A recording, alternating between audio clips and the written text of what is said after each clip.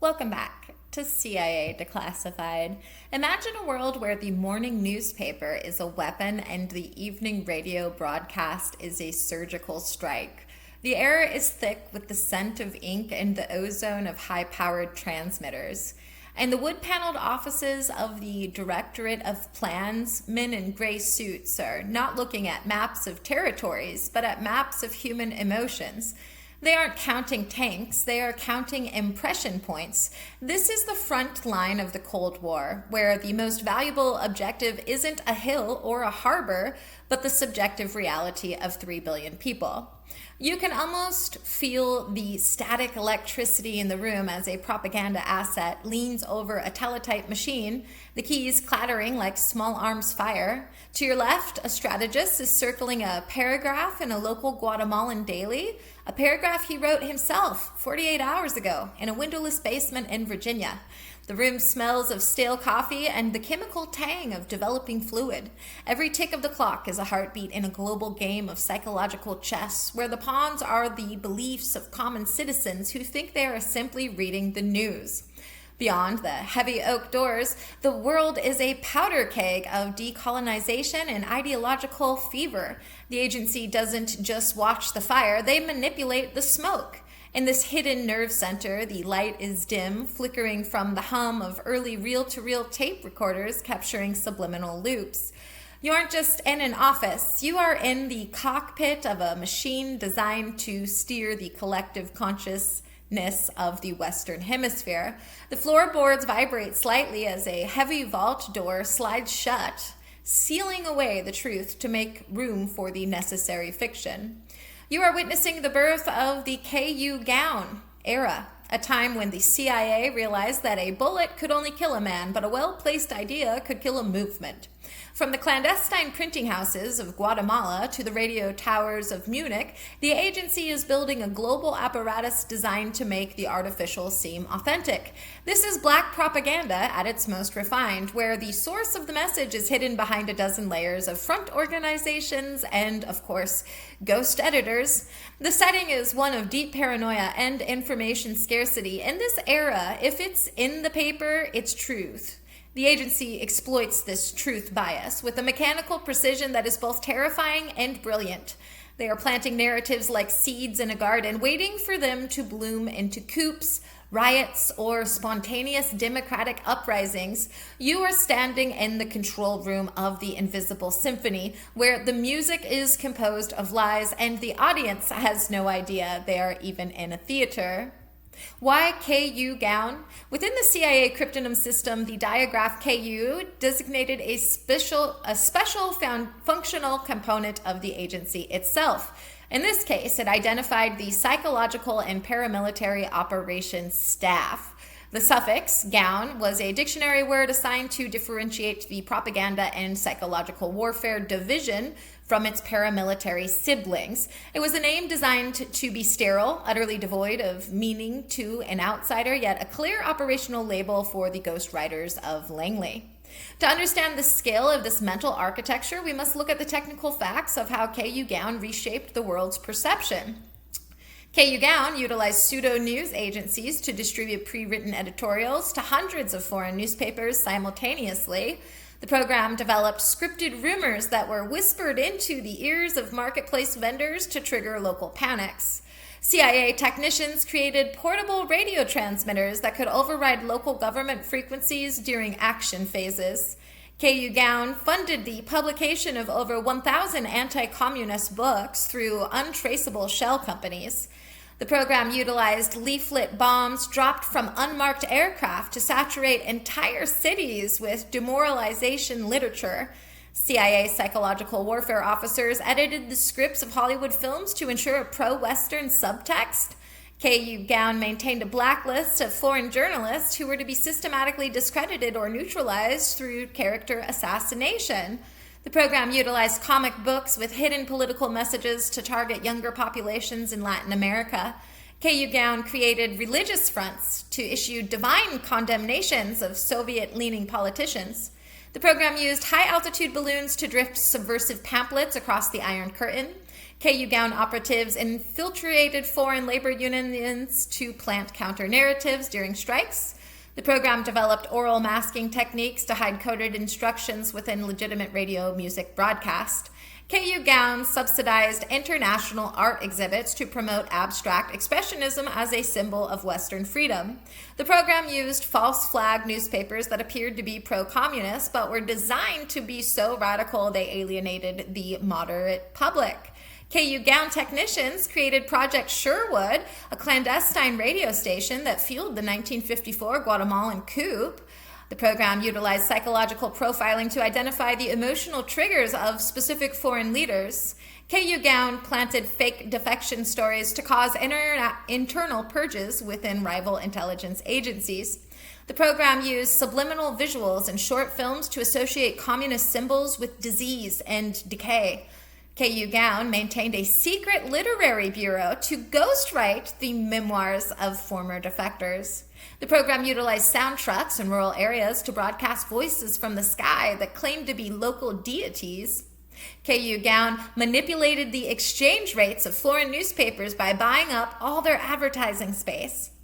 The program used coded classified ads to communicate with deep cover assets in denied territories. KUGOWN conducted mass opinion polls to measure the effectiveness of their disinformation campaigns.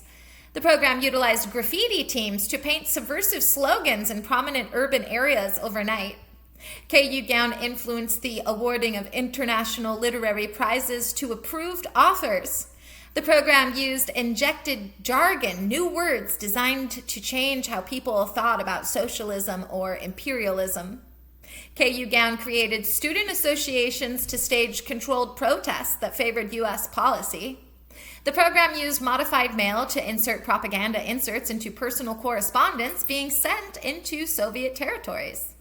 KUGOWN ran Operation Mockingbird, a massive program to recruit domestic and foreign journalists as agency assets. The program utilized shortwave interference to block rival broadcasts while ensuring the KUGOWN voice remained clear. KUGOWN developed phonetic triggers, specific sounds, and language designed to elicit a stress response. The program used fake diplomatic cables leaked to the press to sow discord between allied nations. KUGOWN employed academic consultants to provide scientific validation for propaganda themes. The program used skywriting in remote regions to display symbols of doom to illiterate populations. KUGOWN funded traveling theater groups to perform plays that ridiculed Soviet leaders. The program used microprinting to hide entire books inside the covers of legitimate magazines. KUGOWN sanitized the history of U.S. foreign interventions in textbooks across the globe. The program used custom postage stamps with subliminal political imagery to reach the subconscious of the public. KUGOWN coordinated with advertising executives on Madison Avenue to refine mass persuasion techniques. The program utilized fake public service announcements to build institutional trust before launching a disinformation phase. KUGOWN established the Congress for Cultural Freedom to recruit intellectuals into a pro-Western consensus. The program utilized air-dropped radios pre-tuned to agency frequencies in regions where local media was state-controlled. KUGOWN produced parody records of Soviet anthems and distributed them in Eastern Bloc youth clubs. The program used fluorescent ink on posters that would only become visible under certain street lighting to create mystical omens. KUGOWN manipulated the paper supply of independent newspapers to force them into using agency-provided grants. The program utilized synthetic newsreels, falsified footage of Soviet atrocities spliced into legitimate movie theater previews.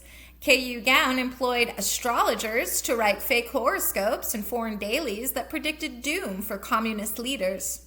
The program used odor generators in theater venues to release unpleasant smells during speeches by target nation officials. KUGOWN created ghost universities that issued honorary degrees to key influencers to build ego loyalty. The program used modified toy deliveries during holidays to embed pro-U.S. messaging in children's playrooms. KUGOWN hired professional mourners to turn the funerals of minor dissidents into massive anti-state rallies. The program used echo transmitters to create the auditory illusion that liberation forces were much larger and closer than they actually were. KUGOWN produced fake communist currency that was hyperinflated to ruin local confidence in the Soviet economic model. The program used magnetic tape wiping, remotely erasing the archives of target radio stations using high-powered electromagnetic pulses. KUGOWN operated a secret cinema tours in rural villages showing movies where the capitalist always won. A quote from Alan Dulles, former CIA director: "The mind of man is the ultimate battlefield. He who controls the narrative controls the future of the nation." Declassified internal memo on psychological operations staffing. KUGOWN is not about telling the truth. It is about creating a truth that the target audience is forced to believe by the weight of the evidence we provide. Quote from a declassified review of Operation Mockingbird: "The most successful propaganda is that which does not appear to be propaganda at all, but rather the common sense of the average citizen." Quote from a declassified psychological strategy board briefing: "We must be prepared to occupy the mental space of our adversaries before we ever occupy their physical space." A quote from a declassified historical document on CIA activities in Guatemala. It doesn't say what the document is. "The K program aims at intelligence and defection, ... focusing upon the military audience, ... based on the fundamental argument that their honor is being misused."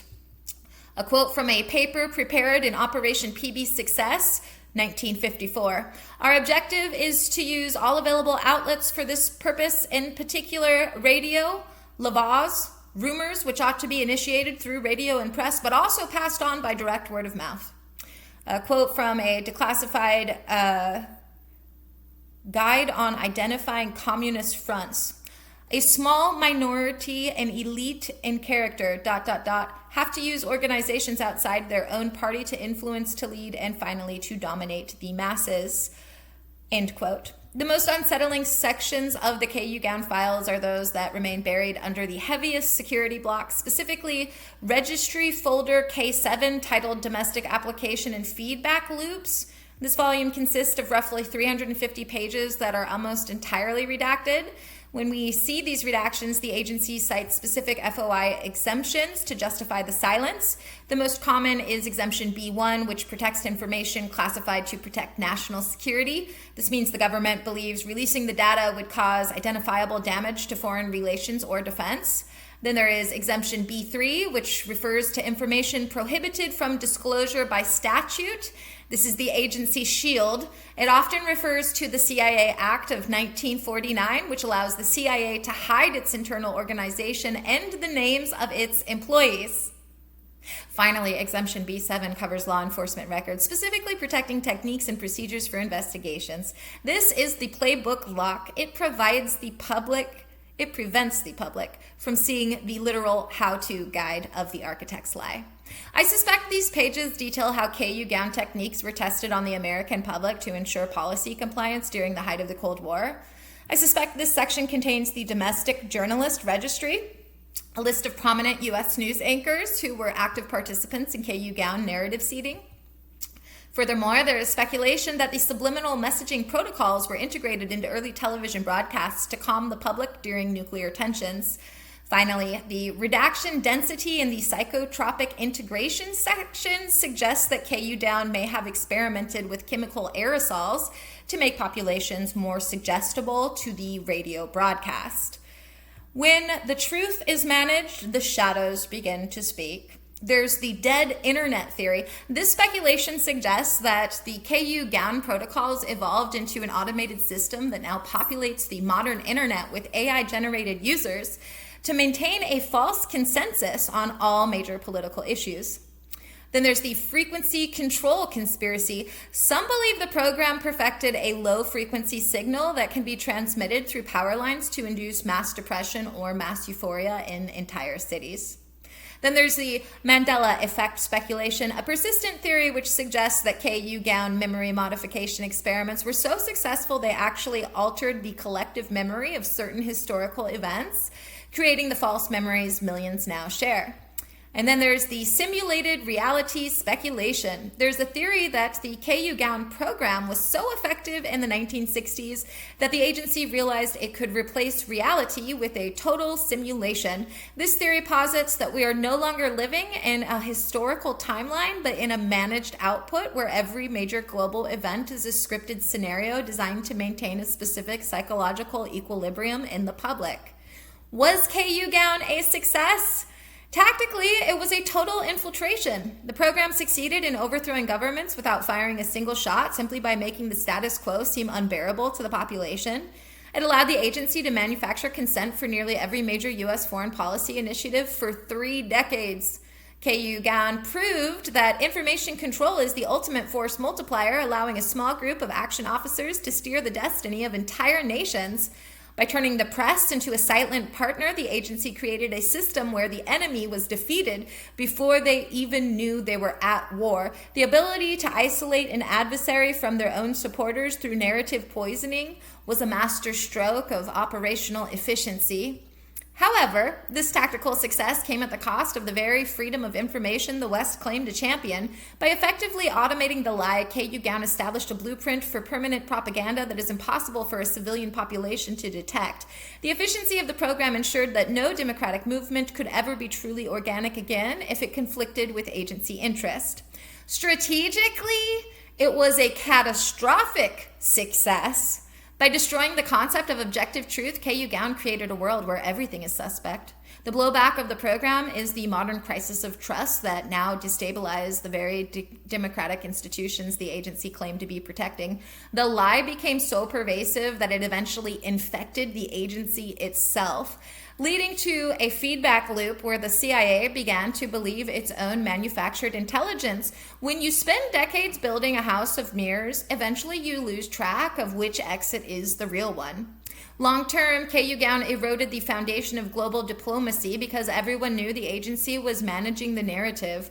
Authentic international cooperation became nearly impossible. Every genuine political movement was suddenly viewed through the lens of agency involvement, leading to a world characterized by universal paranoia. This strategy may have won individual battles in the Cold War, but it arguably lost the war for the soul of Western democracy, replacing public discourse with public management. Now, as far as technological and operational breakthroughs go, obviously quite a few were felt thanks to KUGOWN, such as algorithmic narrative optimization, which began as the KUGOWN technique of using multiple seemingly independent sources to validate a specific lie, but it has now evolved into the core engine of modern social media. For humanity, these algorithms perform the vital task of organizing the overwhelming torrent of global data, helping individuals find niche communities and relevant news in an instant. However, the military and intelligence communities have refined this into bot networks that create trending topics on demand.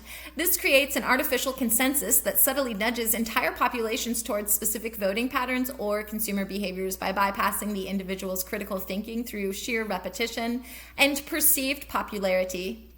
Psychographic micro-targeting has transformed the 1950s practice of psychological profiling into the high science of big data analytics. In the civilian world, this technology is a force for good, powering predictive healthcare that identifies risk before they become illness and enabling personalized education that tailors support to a student's unique learning style.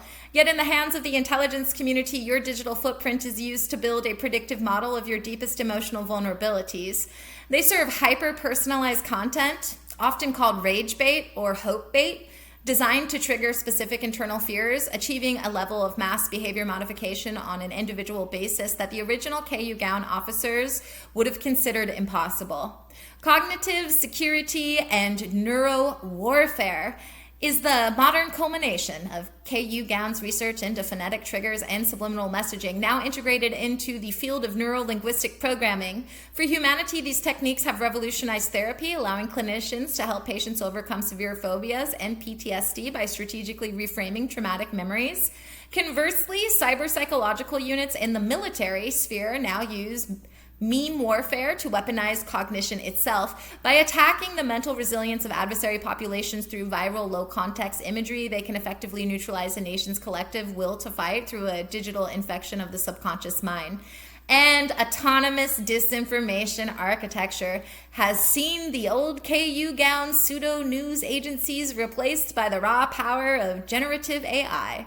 To the general public, this technology is a gateway to unprecedented creativity, allowing for rapid generation of art, code, and translations that break down ancient communication barriers between cultures. But for the intelligence community, it provides a saturation strategy of terrifying scale.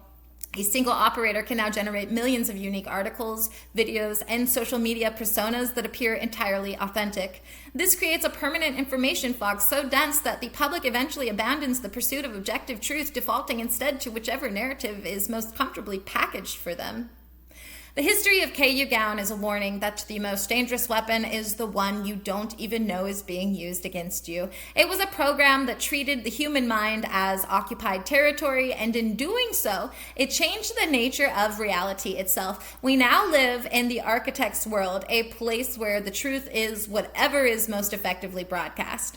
The legacy of the psychological operations staff is a global fracture of perception. When we look at the world, we are no longer seeing the world, we are seeing the reflections of the architect's lie. The KUGOWN logic has become the operating system of our modern civilization, a system designed to manage the masses through the management of the mind. As we stand in the twilight of this investigation, we must realize that the architects never retired, they just upgraded their tools.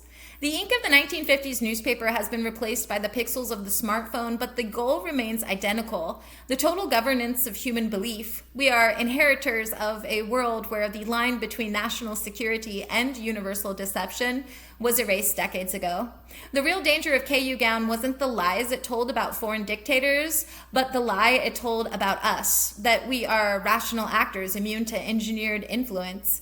By acknowledging the existence of the architect, we begin the slow process of reclaiming our own inner sovereignty. We must become architects of the truth, building our understanding on the bedrock of evidence rather than the shifting sands of broadcast narratives. To live in the wake of KUGOWN is to live in a state of constant vigilance. It requires us to question not just the message, but the medium and the motivation behind every piece of information we consume. The invisible symphony is still playing. The only way to stop it is to stop listening to the score they have written for us and start finding your own frequency. Furthermore, we must recognize that the saturation of managed narratives has created a psychological fatigue that makes apathy feel like a sanctuary. The architect counts on this exhaustion. They rely on the fact that eventually the average person will stop asking, "Is this true?" and start asking, "Does this make me feel safe?" Breaking the cycle of KUGOWN requires us to reject the comfort of the packaged lie in favor of the often uncomfortable complexity of the actual world. We also have to contend with the fact that our own biases are the very hooks the program uses to drag us into the theater. KUGOWN was successful because it didn't just invent lies, it amplified the suspicions we already held. By recognizing that our outrage is often an operational output of a distant strategist, we can begin to de-escalate the mental tensions that keep us divided. The architect wins when we see our neighbors as narrative adversaries rather than fellow citizens. Finally, we must understand that the ultimate goal of the architect is not just to change what we think, but to change how we think. They want to move us away from linear logic and toward emotional impulse. Reclaiming the ground lost to KUGOWN means reinvesting in our own cognitive defense, the ability to sit with a thought, analyze its origin, and choose our response rather than merely reacting to a stimulus. The architect of the lie is only powerful as long as we remain unconscious participants in the play. When everyone is saying the same thing, look for the architect. The narrative is the cage. Critical thinking is the key. Never trust a truth that is comfortable. And remember, the most powerful lie is the one you tell yourself. Thanks for listening, and join us next time as we examine Widow, the clandestine maritime operation designed for the high-stakes extraction of high-level assets from the heart of Cuba. We'll look at the midnight rendezvous, the submersible shadows, and the terrifying no-fail mission of the maritime underground. Join us next time for The Silent Shore. In the meantime, I'll see you in the archives.